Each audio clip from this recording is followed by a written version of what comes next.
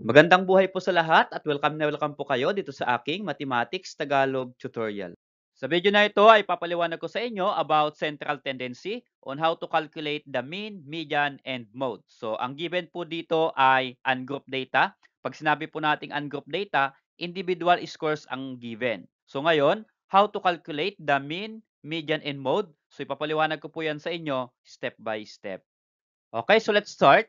We are going to calculate the mean for ungrouped data. Pero bago po natin calculate, ito po yung simple definition of mean, the most commonly used measure of central tendency. So tatlo pong central tendency, ito po yung pinakang kagamit-gamit sa pagkuha ng average or pagkuha ng central tendency. Okay, so let us have this example. So we have this set of data or set of scores, individual scores, 2, 12, 7, 4, 8, 11, 5, 8, 4, 8.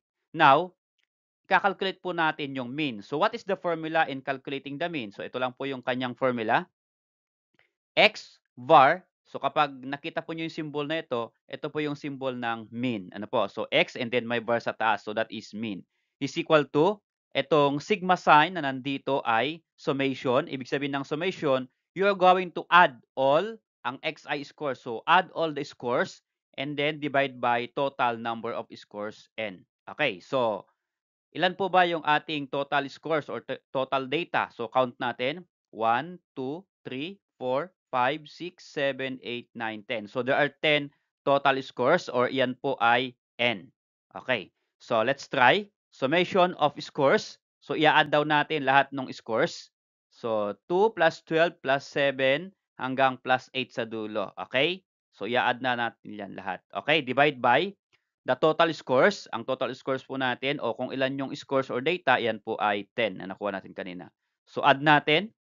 So if you're going to add the scores, that is 69 over the total score, that is 10. So 69 divided by 10 is equal to 6.9. So therefore, ang nakalculate natin na mean for this set of scores is equal to 6.9. Okay, so how about median for ungrouped data? So bago po ako magbigay ng example, define po muna natin anong ibig sabihin ng median. It is the value of the middle term when data arranged in either ascending or descending order. So therefore, para makuha yung median, first ay i-arrange muna natin yung data or i-arrange natin yung scores in ascending order. Pag sinabi natin ascending order, yan po ay smallest to largest, or descending order, ang descending order po ay largest to smallest score. Okay, so i-arrange po natin. If you are going to arrange, yan po yung ating data. So 2, 4, 4, 5, 7, 8, 8, 8, 11, 12. So naka-arrange na po ito in ascending order from smallest score to largest score. Okay, so sabi niya dito, this is the middle term or it is the middle term. Okay, ano po yung pinakang gitna dito po sa ating set of scores? So kung tingnan natin yung ating set of scores, ito po ay 5, ito po ay 5. So 1, 2, 3, 4, 5, kalahati, 1, 2, 3, 4, 5, kalahati din. Kasi lahat ng scores natin ay 10. So ibig sabihin, yung gitna niya ay walang pinakang gitnang value kasi yung ating given na set of scores ay even numbers. So, ibig sabihin ng even ay 2, 4, 6, 8, 10, and so on. So, kapag odd numbers yung given, kagaya po nito, 1, 2, 3, 4, 5, odd numbers po yung given. There are 5 scores. So, kapag kinuha natin yung gitna, may dalawa, kasi 5 yan, may dalawa. So, tag-dalawa po sila sa magkabilaan. So, meron po tayong pinakang gitna. Napakadaling kunin, iyan po yung kanyang median. Ano po, yung pinakang gitna. So, dalawa sa left, dalawa sa right. So, yung panglima na nasa gitna, iyan yung kanyang median. But in this case, yung ating pong set of scores, 10 po sila. So, wala pong pinakang gitnang score dito. So, paano kukunin yung kanyang median? So, ang median po dyan, yan, kung yan ay even number yung set of scores natin, all you have to do ay i-add lang natin yung dalawa na magkasunod. Okay? Since 10 ito, yung pang-5 at pang-6. Nandito po yung pagitan kasi ng set of scores. So, 7, 8 yan, kaya 7 plus 8, i-average natin. Siyempre, dalawa yung inad natin, kaya divide by 2. So, 7 plus 8 is equal to 15. So, 15 divided by 2 is equal to 7.5. So therefore, ang median po natin dito ay 7.5. Again, madaling kunin kung ang given natin ay na set of scores ay odd number. So 3, 5, 7, 9, 11. So mayroon pong number sa gitna. Unlike sa even numbers, okay, wala pong number sa gitna. Again, i-add mo lang yung dalawang number, divide by 2, yun na po yung kanyang median. Okay, so how about mode for ungrouped data? So bago po example, ito po muna, define natin. It is referred to as the most frequently occurring value in a given set of data or scores. So again, ang mode ay most frequently occurring value. Ibig sabihin, yung may pinakamaraming beses na lumabas yung score or data. For example, ito yung ating data. So alin dito ang data or value or score na lumabas ng maraming beses? May pinakamaraming beses na lumabas. Ito po ay 8. So 1, 2, 3. So tatlong beses po lumabas yung 8, bilugan ko. Sa 2, and then 3. Okay. So 3 times po yung 8 na lumabas.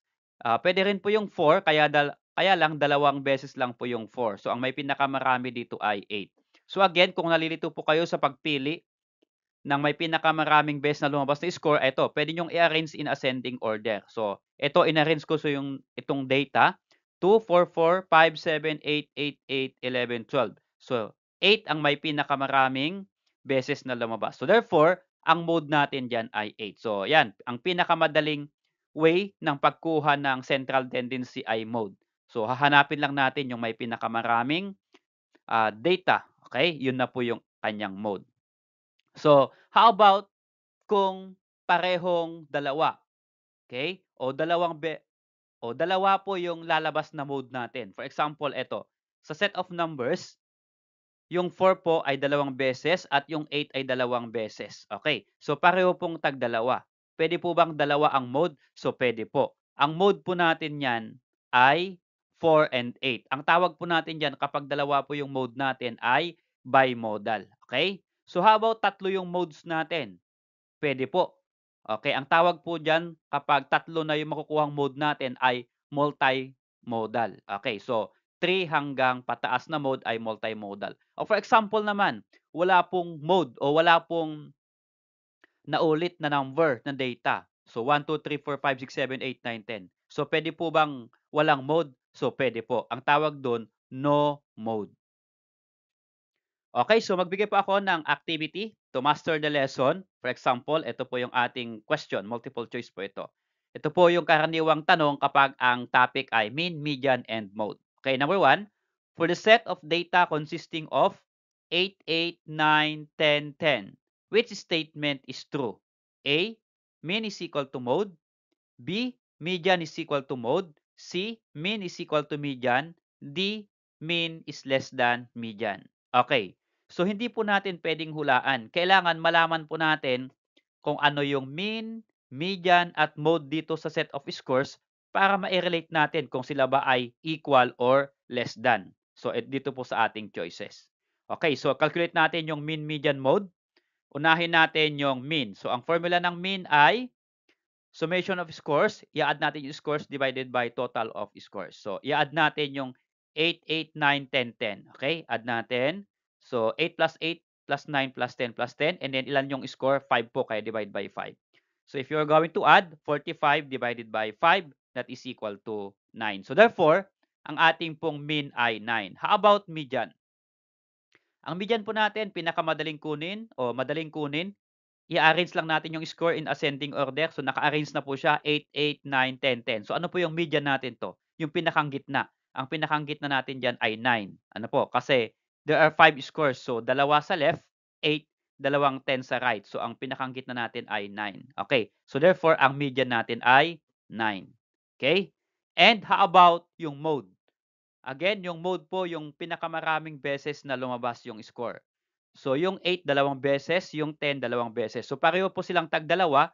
So, dalawa po yung mode natin, yung 8 at 10. So, ang mode natin ay 8 and 10. So, mula po dito sa mean 9, median 9, mode 8 and 10, ay masasagot po natin yung question. So, alin dito ang tama? Mean is equal to mode. Ang mean natin ay 9, ang mode natin ay 9 and 10. Tama ba silang equal? No. So, hindi po. X po na tayo dito sa A. How about B? Median is equal to mode. Ito yung median natin 9 at ito yung mode natin 8 and 10. So, equal ba sila? Sabi sa letter B. Median is equal to mode. Wrong. So, X din po yung B. How about letter C? Mean is equal to median. So, ang mean natin ay 9, ang median natin ay 9. So, silang dalawa ba ay equal?